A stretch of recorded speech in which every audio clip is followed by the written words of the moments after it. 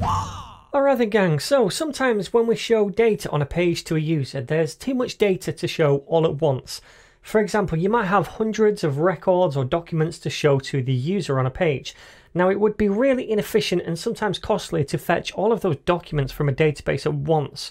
So it would be much better just to fetch portions or batches of data at a time and only show the user a few of them as they request or need them. Then when a user wants to see more, we can fetch the next batch. Now this is known as pagination or paginating data, and it's much more efficient in terms of performance, but also in terms of the costs involved for database services like Firebase Firestore. So in this tutorial, I'm going to show you how to set up pagination with Firebase Firestore to create an infinite scroll of data, whereby when the user reaches the bottom of the data, we load or fetch the next batch of documents and then render those to the DOM as well. So we're only getting bits of data at a time. Now, before you start this tutorial, I would recommend that you already have a good understanding of JavaScript. So if you want to learn that first of all, definitely check out my modern JavaScript tutorial. And also it would be beneficial to know the ins and outs of asynchronous JavaScript as well, since we are going to be working with async and await and fetching data. And I would recommend at least knowing the basics of Firestore, how to set up a database, collection, documents, all that kind of jazz before you start this tutorial. All of these playlists are on my channel and the links to each one are going to be left down below in the description. And finally, I've created course files for this tutorial, and there's two branches. We have starter files, which is where I'm going to start from, and the final files. Now, if you want to download either of these, just select the branch that you want, for example, starter files, then click on code and you can download a zip of all of these files right here. So I've got VS Code open and these are the starter files that you can find on GitHub, and it's just 3 files, dead simple. We have an index.html file which has a head, and in that head we have a link to a style sheet called styles.css over here. In the body we have a div with a class of container. This is where we're going to dynamically output all of the data after we've got it from the database, and we're also linking to an index.js file. Now, first of all, the styles in here, there's not much. We just grab the Quicksand font from Google Fonts, then we apply that font to every element. The body we give a background of a very light grey and strip out the margin, and then the container, which remember is where we're outputting the data later, that we say the width is 960 pixels, margin 10 pixels up and down, auto left and right, so it centralizes the container in a central column on the page of this width, and then just add some padding as well. So that's the CSS, dead simple. And then inside the index.js file, also really simple, we have this event listener right here attached to the window. So we're waiting until all of the DOM content is loaded, and at that point, that's when we're going to fetch the data. So we fire a function right here called getNextReviews, which is over here. It's an asynchronous function because we're going to use await in here later on, and this is where we're going to fetch the data. We're going to sort out all the pagination and also render it to the DOM. Now, the reason I've wrapped this inside an anonymous arrow function right here is because I don't want to automatically take in the event object. We don't need it, and we might pass a different parameter in later on. So that's why I've put it inside a function over here. So now that's out of the way, the next thing we need to do is just set up our Firebase project on the back end and then connect to it from our project.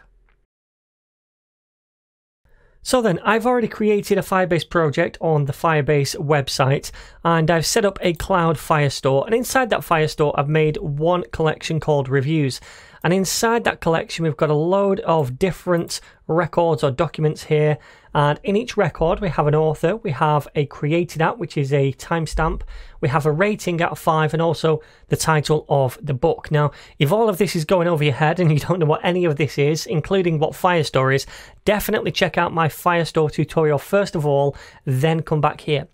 But anyway, we've set up this project, and all I need to do is add the configuration of this project to my application on the front end. So to do that, I just go over here and then choose this app, and I can go to settings, and then I'm going to grab all of this stuff right here, and I'm just going to copy it basically, and that's what we're going to paste inside our front end project. So I need to take what I've just copied and paste it at the bottom of the body, but I'm going to paste it above the index file that we have over here because we're going to be using the database service in this, and it's dependent on this connection to Firebase. So paste that above the link to the index.js file. And let me just scoot this in. So right here we have the script to the core library, which is Firebase-app. And then we also need to add a script to the Firestore SDK as well, which we'll do in a second. But first of all, down here, we also have this Firebase config object. This is basically how Firebase connects to our project on the back end. It uses this API key right here. So down here, we're initializing the app.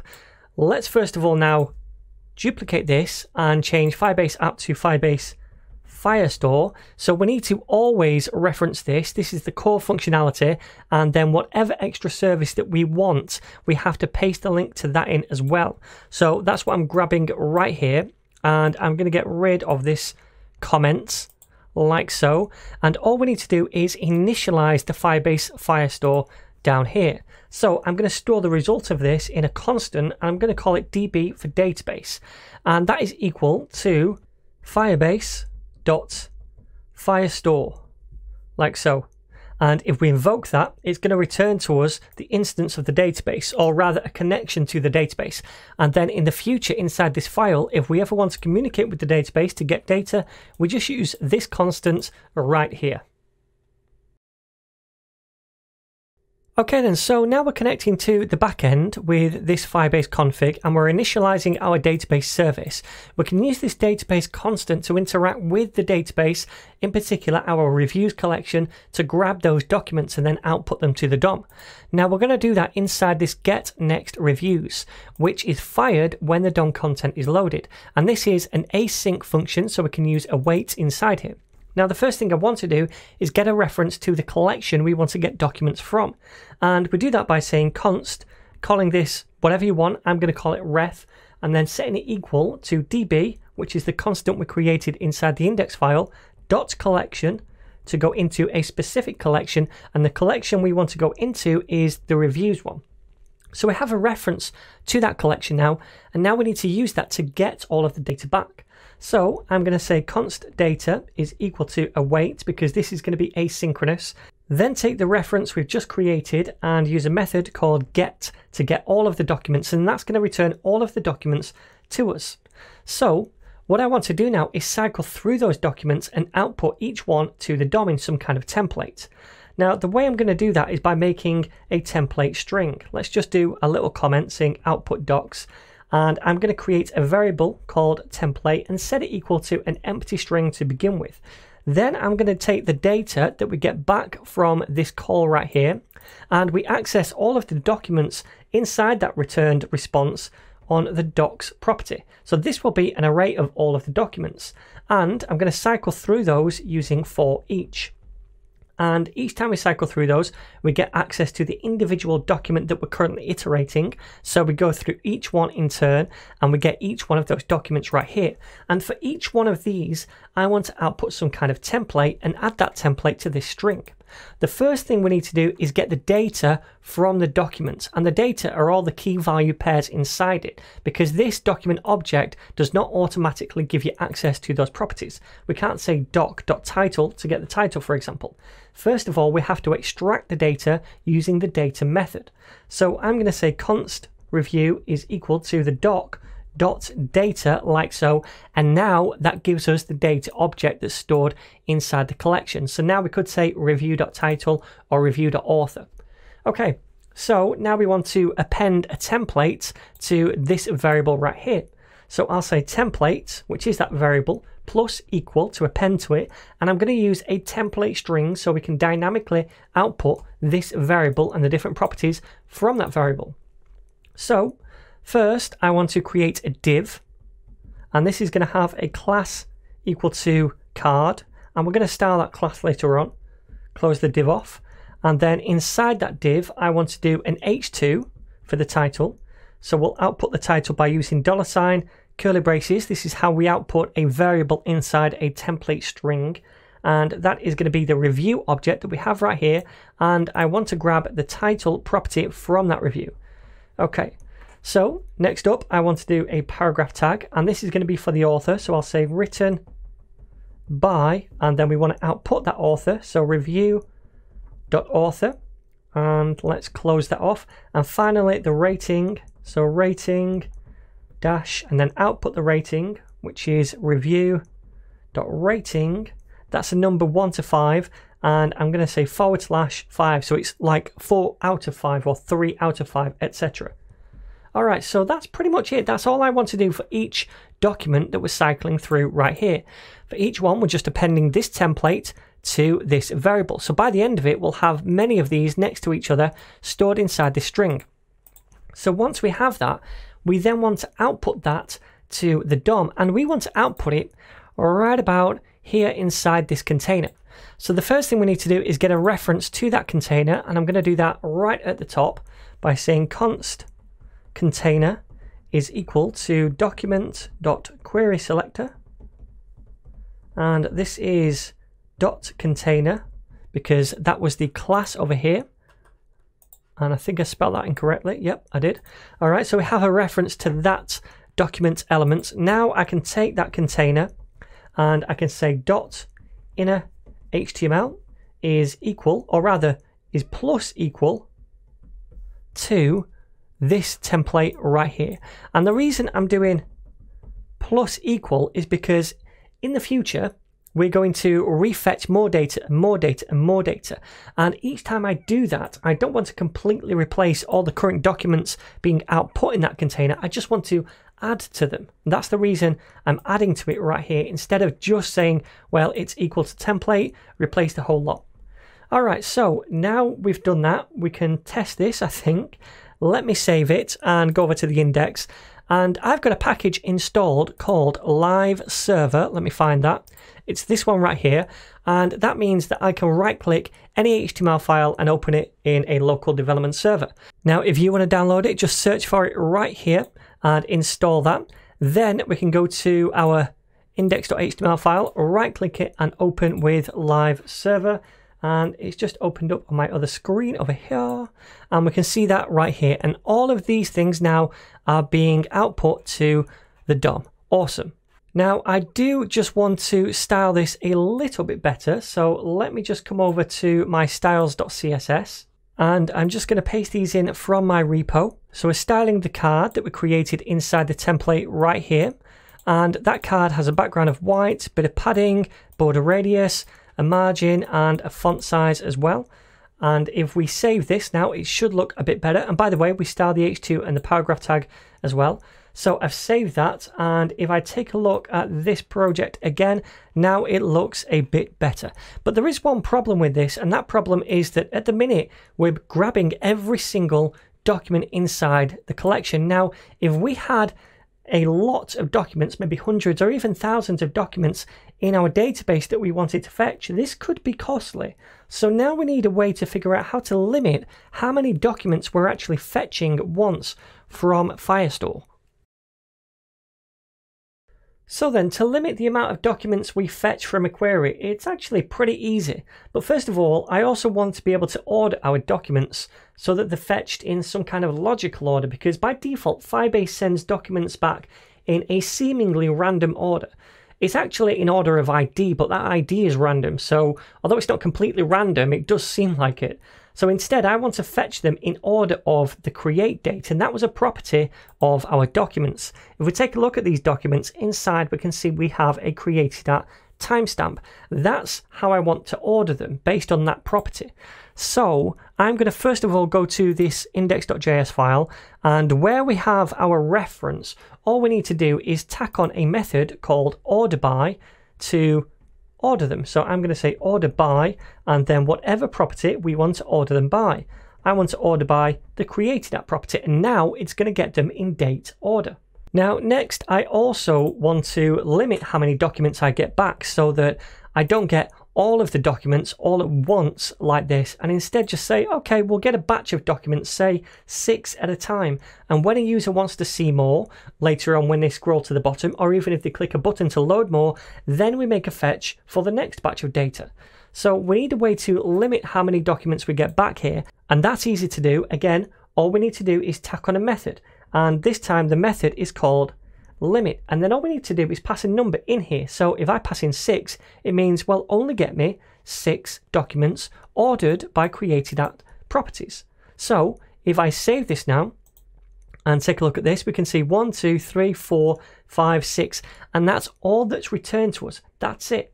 So now we have a small batch of documents. We need to allow the user to fetch more when they need them. So then we want a user to be able to click maybe a button at the bottom when they want to load more.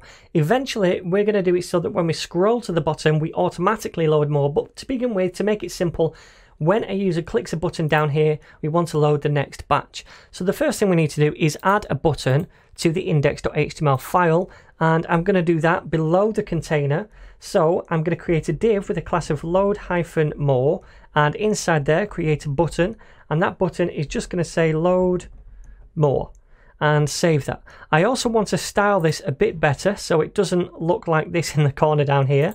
So let me go to styles.css, and at the bottom I'm just going to paste in a couple of styles. First of all, the load more class, which we align the text to the center. So that's this thing right here, meaning the button will now be in the center instead of the left. And then the button itself, give that a margin bottom and a larger font size. So if I save this and preview, we can see that looks a bit better.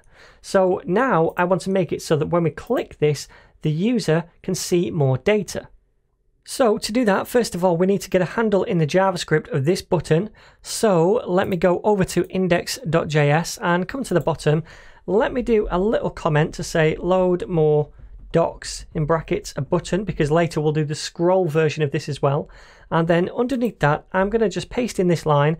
I've created a constant called load more and set that equal to document.querySelector, get the load more class and then the button inside that. So we have a handle on that.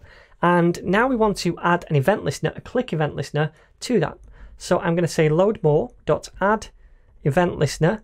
This is going to be a click event, and we're going to fire a function when this happens. Now I'm going to create that function first. So const, and we'll call this handle click, set it equal to a function, and inside this function, all we want to do is fetch more data. Before we do this, let me just reference it right here, handle click, so that when we click on that button, it fires this function.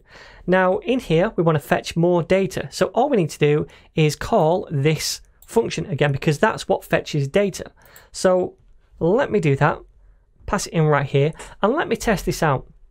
So I'm going to come to the bottom and say load more, and it did load more, because if we scroll up we can see twice as many now, but you'll notice it loaded the same once. When it gets to Hero of Ages, it then goes back to The Hobbit, Lord of the Rings, Name of the Wind, etc., and lands on Hero of the Ages at the bottom again. So all we're really doing here is repeating the initial fetch, which is getting the first 6 documents.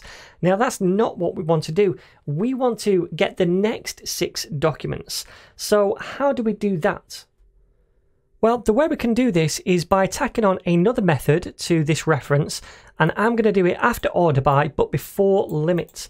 And this method is going to be start after.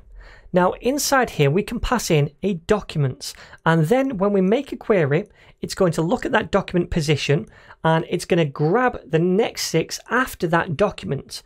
So if we get the first 6 documents when we first load the page, and we keep track of what the last document is right here, if when we call this function again, we pass in that last document, then it's going to start after that document and get the next 6, because we're limiting it to 6 still. Does that make sense? So what we need to do is store the last document that we retrieve every time we fetch data, and we keep track of that. So I'm going to do a comment at the top to say store last document, and then I'm going to say let latest doc equal to null, because at first there's not going to be a latest doc when we first load the page, all right? And we're going to update it every time we make a request. Now this right here is going to be start after the latest doc, but we don't have a value initially, so I'll do double pipe to say or 0. So if this is null, then it's not going to use this value at first. It's going to start at 0 to begin with, and then get the first 6. But thereafter, after we've made that initial request, what we want to do is update this latest doc value. So let me do that down here after we've done everything else. I'm going to come to the bottom and say update latest doc, like so. And I'm going to grab the latest doc variable and set it equal to the data that we got back from the request. Then I'm going to grab the document. And remember, this is an array of the docs returned to us.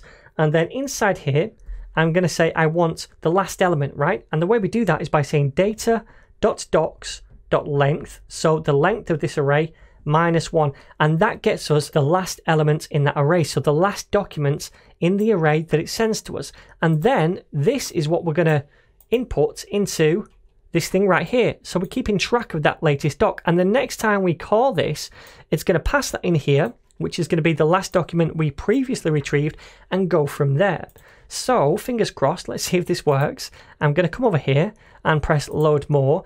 And now if we scroll back up, we can see it goes on to the next 6.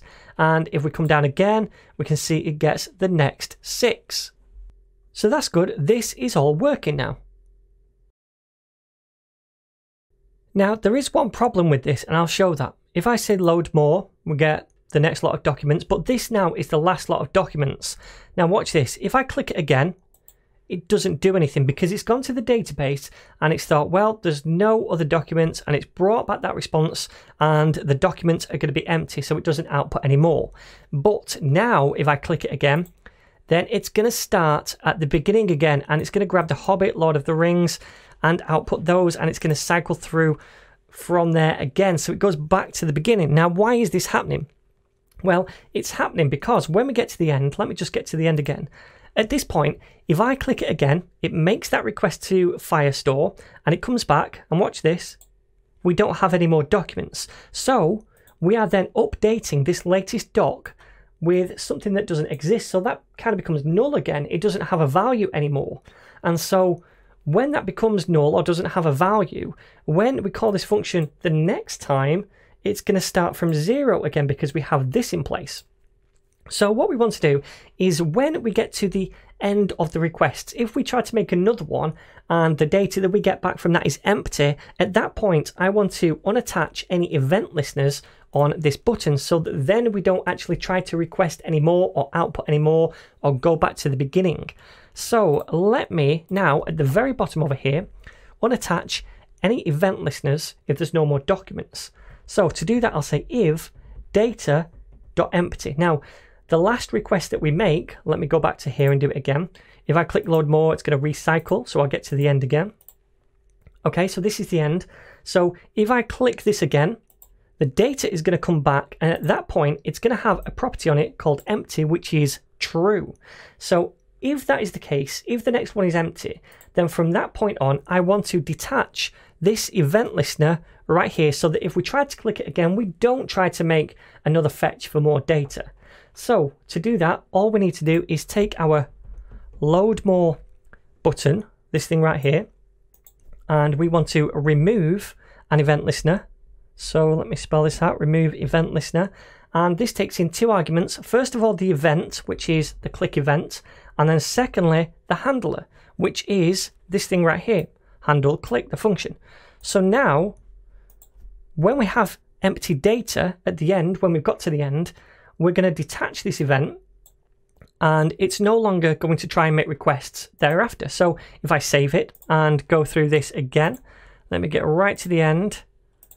Okay, so if I try this again, yep, we no longer get any more fetches and we've just reached the end and nothing else happens. So I think we'll leave it there for this video, but in the next video, I'm going to show you how to turn this into an infinite scroll pagination instead of clicking a button for more.